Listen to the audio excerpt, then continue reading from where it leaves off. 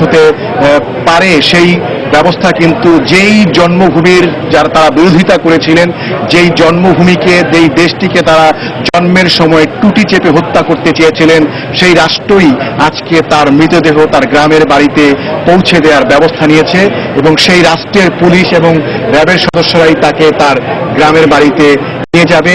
সেই আয়োজন এবং সেই জন্যই এখন এই জায়গাতে অপেক্ষা। দর্শক, এর পাশাপাশি আপনাদেরকে এই তথ্যটি জানিয়ে দিতে চাই, এই 45 বছর ধরে এই আলবদর বাহিনী প্রধান ঘাতক বাহিনী হিসেবে কুখ্যাত ছিল, সেই বাহিনীর প্রধান মতিউর রহমান নিজামীর শাস্তি বাস্তবায়নের জন্য 45 বছর অপেক্ষা করতে হয়েছে।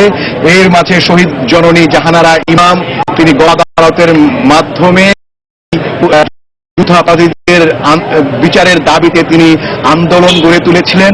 আজকে যে ফলটি দেখা যাচ্ছে এটি বর্তমান সরকার বাস্তবায়ন, এর পিছনে কিন্তু দীর্ঘ সংগ্রাম, ত্যাগ এবং তিতিক্ষার ইতিহাস রয়েছে, যেটি আজকে চূড়ান্ত পরিণতির দিকে যাচ্ছে।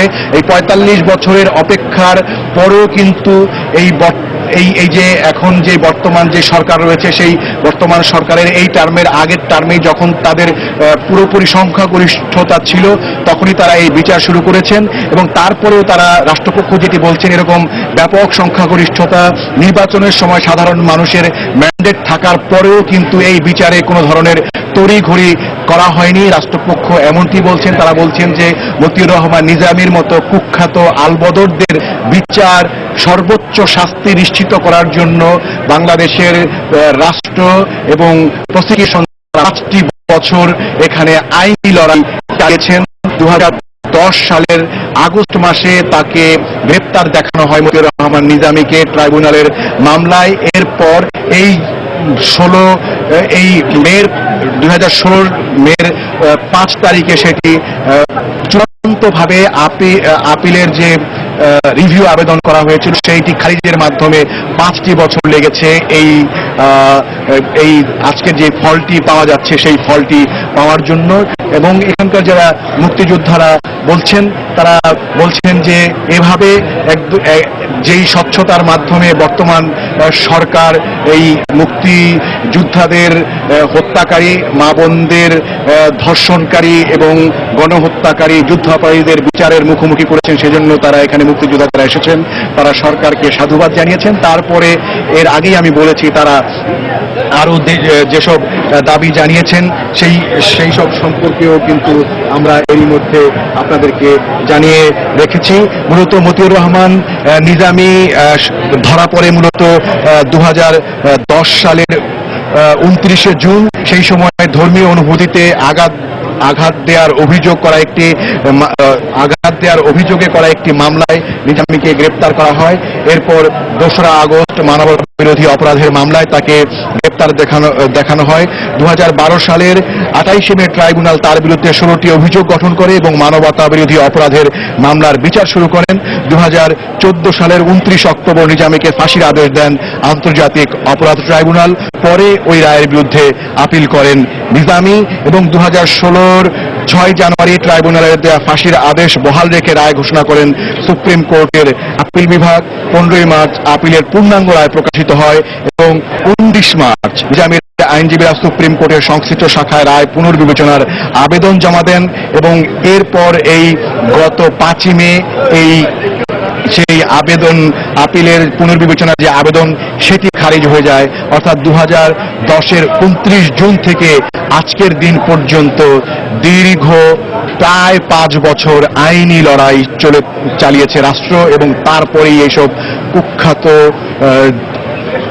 আলবদর এবং মানবতা বিরোধী অপরাধী যুদ্ধাপরাধীদেরকে ফাঁসির দণ্ড কার্যকর করা হচ্ছে। এবং এই ফাঁসির যেই রায় দিয়েছে ট্রাইব্যুনাল এবং আপিল বিভাগের যে রায়গুলো প্রকাশিত হয়েছে সেসব জায়গাতে বেশ কিছু বিষয় উল্লেখ করা হয়েছে। এর মধ্যে রয়েছে 1971 সালে এই মতিউর রহমান নিজামী শুধু আলবদর বাহিনী, ঘাতক বাহিনী গঠনই করেননি, তিনি এই ঘাতক বাহিনীর সকল অপকর্ম, বর্বরতা এবং নিষ্ঠুরতায় তিনি উৎসাহ জুগিয়েছেন। সেই সময়ের যেই মুক্তি সেনা, যারা বাঙালি জাতির সবচাইতে সর্বকালের সর্বশ্রেষ্ঠ সন্তান, সেই সকল সন্তান মুক্তি সেনাদেরকে মতিউর রহমান নিজামী ভারতের চর এবং দুষ্কৃতিকারী বলে অভিহিত করেছিলেন, এবং সেই দুষ্কৃতিকারী অভিহিত করেই তিনি ক্ষান্ত হননি। তিনি তার অনুসারী চেলা চামুন্ডাদেরকে তিনি নির্দেশ দিয়েছিলেন যেন মুক্তিযোদ্ধাদেরকে সমূলে উৎপাটন করা হয়, এবং তার সেই নির্দেশেই মূলত দেশের বিভিন্ন প্রান্তে মুক্তিযোদ্ধাদেরকে এবং বুদ্ধিজীবীদেরকে এই আলবদর বাহিনী ধরে ধরে নিয়ে হত্যা করেছে। বিভিন্ন গ্রামে গিয়ে তারা 400-র মতো লোককে হত্যার অভিযোগও কিন্তু প্রমাণিত হয়েছে মতিউর রহমান নিজামীর বিরুদ্ধে, এবং সেই অভিযোগগুলো এখন আর কোনো অভিযোগ নয়। এখন যেহেতু এটি সর্বোচ্চ আদালতের রায়ের মাধ্যমে প্রমাণিত হয়েছে, এখন হচ্ছে এগুলো মতিউর রহমান নিজামীর অপরাধ এবং দায়। এসব অপরাধকে মাথায় নিয়ে নিজের দেশের সাথে বিশ্বাসঘাতকতা, নিজের দেশকে জন্মের সময় টুটি চেপে হত্যার দায়কে মাথায় নিয়ে মতিউর রহমান নিজামী, যিনি বাংলাদেশে মন্ত্রিত্ব করেছেন, জাতীয় পতাকা উড়িয়েছেন, মুক্তিযোদ্ধা এবং লাখো দেশপ্রেমিক মানুষের সামনে তাকে আজ কবরে যেতে হচ্ছে। এটিই হচ্ছে ইতিহাসের চরম শিক্ষা এবং ইতিহাসের চরম বাস্তবতা। অপরাধ যখনই হোক, অপরাধ কখনো তামাদি হয় না। সেটি 45 বছর হলেও 45 বছর পরেও সেই বিচার অপরাধীকে পেতেই হয়। সেই বিচারহীনতার যে সংস্কৃতি, যেটি শুরু হয়েছিল মুক্তিযুদ্ধের যুদ্ধাপরাধীদের বিচার না করার মধ্য দিয়ে, সেইটির আসলে অবসান হতে যাচ্ছে। আপনারা দর্শক দেখতে পাচ্ছেন আইন শৃঙ্খলা রক্ষা বাহিনীর সদস্যরা নড়ে চড়ে বসেছেন, অর্থাৎ ঘাতক নিজামী, আলবদর প্রধান নিজামী, যুদ্ধাপরাধী নিজামীর ফাঁসির যেই দণ্ডটি কার্যকর করা হয়েছে 12টা 10 মিনিটে ঢাকা কেন্দ্রীয় কারাগারের ফাঁসির কাষ্ঠে, সেই নিজামের মৃতদেহ দুটি অ্যাম্বুলেন্সের যে কোনো একটিতে নিয়ে আসা হবে এবং সেই মৃতদেহ নিয়ে যাওয়া হবে আইন শৃঙ্খলা রক্ষা বাহিনীর প্রচন্ড কড়া প্রহরা এবং নজরদারিতে, যেন কোনো ধরনের অপ্রীতিকর ঘটনা না ঘটে। সেই বিষয়টি মাথায় রেখেই আইন শৃঙ্খলা রক্ষা বাহিনীর বিশাল বহর আমরা এখানে দেখতে পাচ্ছি। দর্শক, জেল গেটের কাছেই রয়েছেন আমাদের রিপোর্টার খান মোহাম্মদ রুমেল। আমরা এখন চলে যাচ্ছি তার কাছে। দর্শক, আমরা এই মুহূর্তে যেটি দেখছি যে এখানে এক ধরনের প্রস্তুতি দেখছি যে মতিউর রহমান নিজামীর মরদেহবাহী যে অ্যাম্বুলেন্সটি রয়েছে সেটি হয়তো অল্প কিছুক্ষণের মধ্যেই কেন্দ্রীয় কারাগার থেকে বের হয়ে আসবে।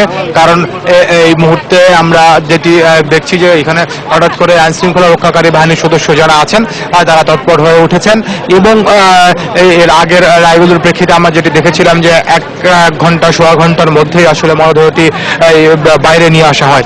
তো এখন যেহেতু মতিউর রহমান নিজামের রায় আপনারা জানেন যে 12টা 10 মিনিটে কার্যকর করা হয়েছে, তো এই মুহূর্তে প্রায় এরকম 1 ঘন্টা সোয়া ঘন্টার মতো সময় এর মধ্যে অতিবাহিত হয়েছে। তো সেই হিসেবে আমরা এবং আইন শৃঙ্খলা রক্ষাকারী বাহিনীর যে তৎপরতা এখানে দেখছি, তাতে করে আমরা ধারণা করছি যে অল্প কিছুক্ষণের মধ্যেই এখানে মতিউর রহমান নিজামীর মরদেহটি বের করে নিয়ে আসা হবে। এবং আপনারা জানেন যে এখান থেকে মতিউর রহমান নিজামীর যে মরদেহ সেটি হচ্ছে যে পাবনার সাথিয়া উপজেলায় নিয়ে যাওয়া হবে। তো মোটামুটি বেশ দূরত্বের রাস্তায় রয়েছে, তো সেই কারণে আইন শৃঙ্খলা রক্ষাকারী বাহিনীর সদস্যরাও প্রস্তুত রয়েছেন। এবং আমরা এর আগে যেটি আপনাদেরকে বলেছিলাম যে আইন শৃঙ্খলা রক্ষাকারী বাহিনীর তিনটি গাড়ি, 2টি পুলিশের গাড়ি এবং 1টি র্যাবের গাড়ি এই বাইরে অপেক্ষমান ছিল যে মতিউর রহমান নিজামীর লাশবাহী অ্যাম্বুলেন্সটিকে পাহারা দিয়ে নিয়ে যাওয়ার জন্য। তো সেই গাড়িগুলো আমরা দেখছি